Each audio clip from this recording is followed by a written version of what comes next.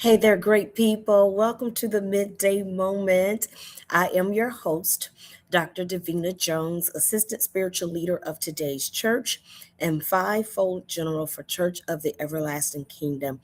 I enjoy growing in these communities, allowing myself to keep evolving so that I can be my best self each day. I get a chance to get better and better and better. More peace, more joy, more answers, more love.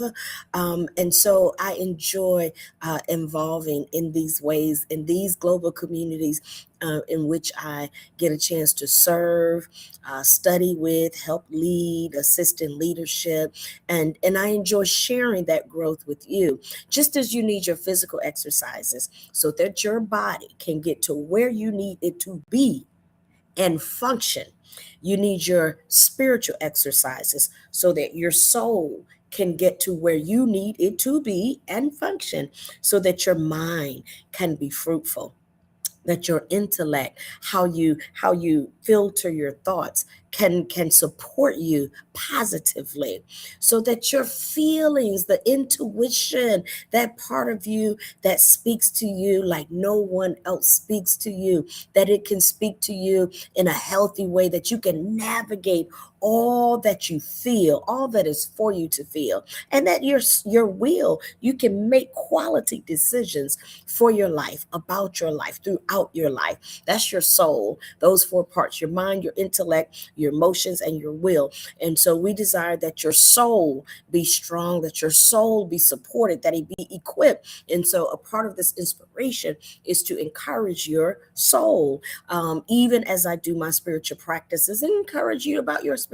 practices: how you read, study, how you fellowship, how you fast, how you pray, how you envision, how you dream, how you journal, and what you do with all of that intentionally. So I share parts of my exercise with you. This week, I am in a series. I've started a series called Acknowledgements. And this is part 3 of Acknowledgements. So acknowledgements in a program, we have acknowledgements, at the end of the program, the beginning of the program, at a funeral, you have acknowledgements. And I am encouraging you in all of your acknowledgements, make sure you acknowledge God. Make sure you acknowledge the goodness of God, because that which you acknowledge, it tends to flourish even the more in your life. That's why we do it.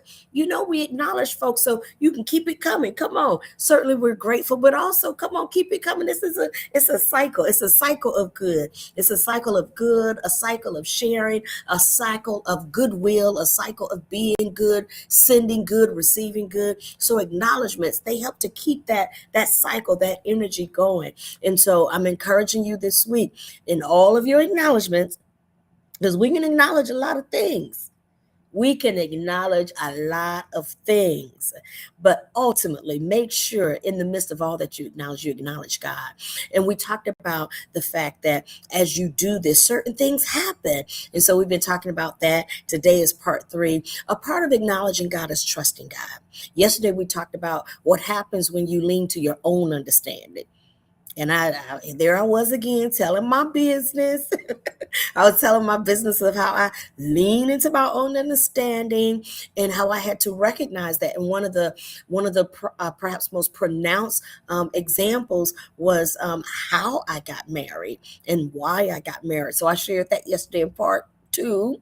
As my daughter Elder Katrina says, you always tell your business. And so I shared with how I leaned into my own understanding. That was my own understanding.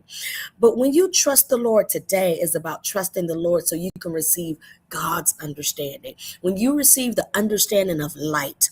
When I was a college provost, we had so many, every week was like a fire somewhere, not a literal fire, but every week, if not every other day. You're dealing with a lot of people. You're dealing with a number of people, with also all the traffic is massive on a college campus, right? All the business that is taken care of, all the transactions, whether you're registering, your parent is, coming to check on you because they couldn't find you, or you had an issue with your teacher. The teacher said this, didn't do it. all sorts of things happen on a college campus. And so as we were addressing these situations, my core team, I often said, let's put some light on it. Let's put the light on it. Let's turn the lamp on. That's a lamp, but it conflicts with the screen, so it's off. Let's turn the light on. Let's turn the light on and let's kind of see through the darkness. See through the darkness so that we can lift this up with the best answer possible. And so a part of what happens is when you trust God, you're trusting the light. Because it's easy sometimes to trust darkness. We have been trained to trust darkness. My father used to say, my natural dad, my spiritual womb, he and my mom and my spiritual womb, I call them my spiritual mom together. My dad used to say, we got a lot of faith for the negative, and that's why the negative shows up so much in our lives, because we trust it. We trust the negative. Oh, girl, that ain't going to work. Girl, that's not going to work. Child, I'm going to tell you, girl, that's life. That's life. That's life. That's how it goes. If we believe the negative, I told you it wasn't going to happen. I told you that was going to fall. I told you. We have so much. We've been trained to believe, to trust the dark. We've been trained to trust the lesser light. I'm encouraging you today to trust the Lord. Trust in the Lord means trust the greater light. Trust the greater light. I know it was a famous statement when Michelle Obama said, when they go low, we go high. And then we question whether or not she stayed high. First of all, none of us stay there. We're traveling. Our soul is traveling. Sometimes we're grieving. We're a little low today. I'm grieving. I'm a little low today. I'm grieving. Let me pause my phone calls. It's best I don't go to that event today. I'm a little low. Okay. So because I'm low, I'm working on getting back to my high.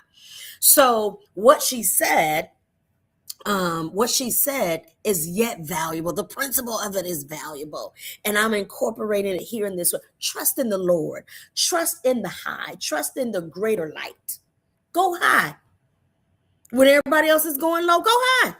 Go in the understanding of God. When you trust God, you tap into God's understanding. And God's understanding, that way is higher than these other ways. That way is higher than, I got a little extra time today, so that's why I'm milking the cow a little bit now, but I gotta go. That way is higher than the other ways. Trust the Lord so that you can then trust and lean and partake and benefit from God's understanding. We're in Proverbs 3, y'all. So you can benefit from God's understanding. Trust the Lord. Trust the light. Trust the light that you see. Trust that positive vibration that you see. Trust that optimism that you see. Yes. Include wisdom. Yes, be wise, but put it all together.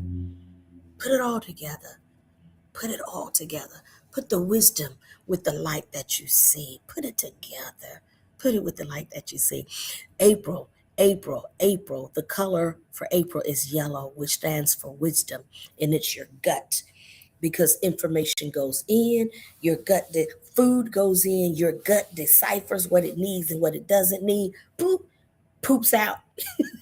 Poops out what it doesn't need, and let the rest of it feed the parts of the body that it needs to feed. So yes, use wisdom and trust the light. Do it at the same time. Trust the light of God's understanding. It's going to take you further. It's going to take you further. Watch what it tell you. It's going to do for you.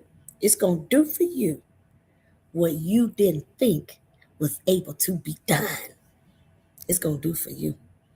It sure is going to do for you. We're going to talk some more about that tomorrow. Okay? All right. Love you. God bless you. Take care, everybody. Don't be stingy. Like and share.